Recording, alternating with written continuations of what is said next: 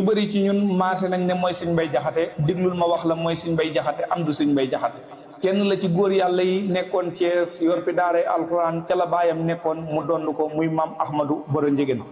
turam dëgg moom mii ñuy nuróoleeg sëñ Mbay Jaxate mi ngi wuyoo ci Cheikh Ahmadou Sakhir Njëgéen ñu gën koo min ci maam Alaaji Njëgéen am ñu naan borom piliyaan bi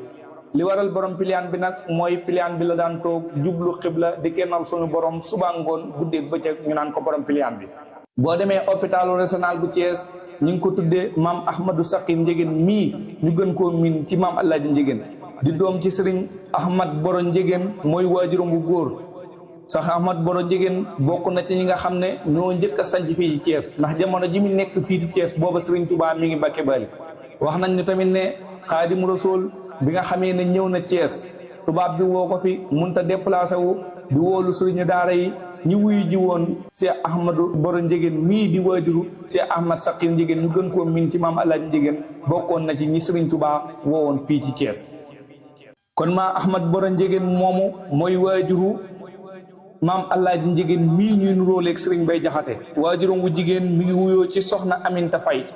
di jarbaat ci maam Limaamu Laay jóge Yoof ñëw fii ci Thiès maam Alaaji Njëgéen muy mooy waajuru Sëriñ Maniiru Njëgéen bii xalifa bi ak Sëriñ Abdou Salaam Njëgéen ak Sëriñ Ahmadou Siise Njëgéen